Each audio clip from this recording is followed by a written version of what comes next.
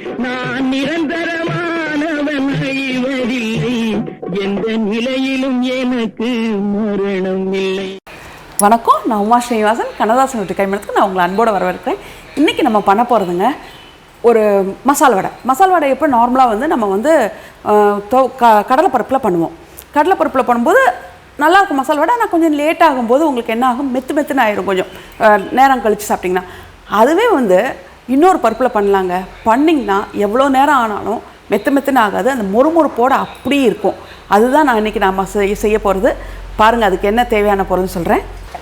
நான் கடலைப்பருப்பு போடுவோன்னு சொன்னேன் இல்லைங்க மசால் வடைக்கு. இதுக்கு நான் யூஸ் பண்ணுறது பட்டாணி பருப்பு. பீச்சிலலாம் விற்கும் இல்லைங்க சுண்டல், தேங்காய் மாங்காய் பட்டாணி சுண்டல் விற்கும்ல, அதே பட்டாணி பருப்பு தான் இது. இது வந்து முதல் நாள் நைட்டே ஊற வச்சு நான் எடுத்து வச்சுருக்கேன். நல்லா ஊறணும், அதனால் முதல் நாள் நைட்டே ஊற வச்சு இதை எடுத்து வச்சுருக்கேன். 2 வரமிளகா, 2 பச்சை மிளகா, 2 பீஸ் அளவு இஞ்சி, இந்த அளவுக்கு இஞ்சி, சோம்பு ஒரு 1½ ஸ்பூனு, வெங்காயம் பெரிய வெங்காயமாக ஒரு வெங்காயம் வெட்டி வச்சுருக்கேன். கருவேப்பிலை கொஞ்சம் நிறையா போட்டுக்கோங்க, ஒரு கைப்பிடி அளவு கருவேப்பிலை போட்டுக்கோங்க. இப்போ பெருங்காயம், தேவையான அளவு உப்பு, எண்ணெய்.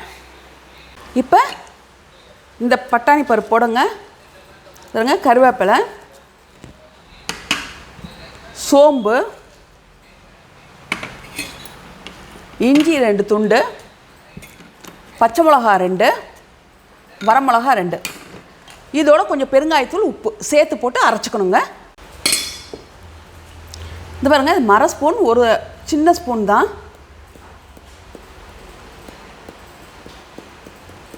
இதில் பாருங்கள், சின்ன ஸ்பூனில் 1 ஸ்பூன் பெருங்காயம் போட்டுக்கிறேன். பெருங்காயம் பிடிக்குன்னா இன்னும் கொஞ்சம் ஜாஸ்தி போட்டுக்கலாம். நான் இதெல்லாம் சேர்த்து நர கொஞ்சம் குறகுறப்பாங்க. ரொம்ப குறகுறப்பாகவும் வேண்டாம், ரொம்ப நைஸாகவும் வேண்டாம், மீடியமாக கரெக்டான ஒரு குறகுறப்போடு இதை அரைச்சி எடுத்துக்கணும். இப்போ நான் இதை அரைச்சி எடுத்துகிட்டு வரேன் பாருங்கள். இப்போ நான் அரைச்சிட்டு வந்துட்டேங்க. ஆனால் இதில் ஒன்று மட்டும், ஏன்னா நான் வந்து பீச்சில் விற்கிற சுண்டல்னு சொன்னேன்ல, பீச்சில் விற்கிற சுண்டல் வந்து வெள்ளை சுண்டலில், வெள்ளை பட்டாணி பருப்பில் பண்ணுவாங்க. நான் வந்து பச்சையில் பண்ணியிருக்கேன். நீங்கள் வெள்ளையில் வேணாலும் அந்த வடை பண்ணிக்கலாம், பச்சையில் வேணாலும் பண்ணிக்கலாம். அதே மாதிரி வந்து ஊற வச்சுட்டு காலையில் வந்து வடிகட்டியில் ஊற்றிடாதீங்க. எடுத்து வடிகட்டியில் ஊற்றி ட்ரையாக வடிகட்டாதீங்க. கையில் வச்சு இந்த பருப்பு இப்படி வடிகட்டினீங்கன்னா வந்து அந்த தண்ணியெல்லாம் போகிற வரைக்கும் இந்த இப்படி வடிகட்டுங்க. இப்படி வடிகட்டும் போது அந்த தண்ணி போகிற அளவுக்கு நல்லா வடிகட்டிட்டு அதில் லைட்டாக தண்ணி இருக்கும், அதை விட்டு லைட்டாக இருக்குங்க, பருப்பில் ஒட்டிகிட்டு இருக்கும். இப்போ வந்து வடிகட்டிட்டிங்கன்னா ரொம்ப ட்ரை ஆயிரும், பருப்பே ட்ரை ஆயிரும். அப்போ வந்து உங்களுக்கு அரைக்க வராது. ஏன்னா இதில் தண்ணியே ஊற்ற மாட்டோம் அரைக்கிறதுக்கு. தண்ணி ஊற்றாமே இந்த அளவுக்கு நம்ம அரைச்சி எடுக்கணும். அதனால் வந்து நீங்கள் வந்து தண்ணி ஊற்றாமல் அரைச்சி எடுக்கணும் போது வடிகட்டியில் ஊற்றிடாதீங்க, ரொம்ப ட்ரை ஆயிரும். கையில் வச்சு வடிச்சிடுங்க. பாருங்கள், இப்போ பாருங்கள், ரொம்ப நைஸாகவும் இல்லை, ரொம்ப குறகுறப்பாகவும் இல்லை, அந்த அளவுக்கு நான் அரைச்சி எடுத்திருக்கேன். இது வந்து நீங்கள் வெள்ளை பட்டாணிலையும் பண்ணிக்கலாங்க, பச்சை பட்டாணிலையும் பண்ணிக்கலாம். காஞ்ச பட்டாணி அளவு சொன்னாங்க. பட்டாணி எவ்வளோ அளவுன்னு நான் சொல்ல 1/4 கிலோ எடுத்திருக்கேன். இப்போ இந்த பட்டாணி வந்து நான் 1/4 கிலோ எடுத்திருக்கேன், காஞ்ச பட்டாணி ஊற வைக்கிறதுக்கு. இப்போ இதில் நான் வெங்காயத்தை போட்டு பெசரிக்கலாம். இதில் வந்து நீங்கள் புதினாவும் சேர்த்துக்கலாம், கொத்தமல்லியும் சேர்த்துக்கலாம், அது உங்களோட விருப்பங்க. நான் வந்து வெறும் கருவேப்பிலை சேர்த்து அரைச்சிட்டேன், கருவேப்பிலையை சேர்த்தே வாசனையாக இருக்கும், அதனால் அரைச்சிட்டேன். நீங்கள் வேணால் கொஞ்சம் பொடியாக கொத்தமல்லி வெட்டி போட்டுக்கோங்க, இல்லைனா புதினா வெட்டி போட்டுக்கோங்க. ஆனால் கருவேப்பிலை கட்டாயம் போடுங்க, அதோடு சேர்த்து சொல்கிறேன் நான். இது பாருங்கள், சின்னதாக போட்டு பார்த்தேன், எண்ணெய் காஞ்சிருச்சு. இப்போ வடையை தட்டி போட்டுடுறேன்.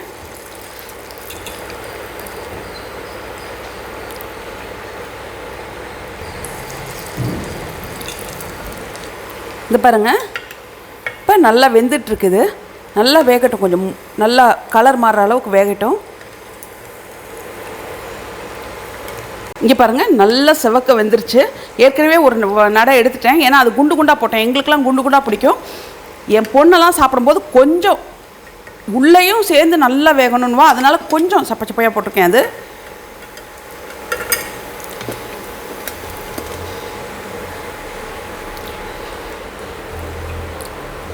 இங்கே பாருங்கள், இந்த உருண்டை எடுத்தேன்னா இப்படி போட்டேன்னா எங்களுக்கெல்லாம் ரொம்ப பிடிக்கும், குண்டு குண்டாக இருக்கிறது. மாவு உள்ளே ரொம்ப கொஞ்சம் மாவு இருக்கும் சாப்பிடும்போது, அந்த இது வந்து வெந்து போய் இருக்கும் மாவு மாதிரி, அது வேணான்னு வாங்க. என் பிள்ளைங்களாம் இப்படி கேட்பாங்க.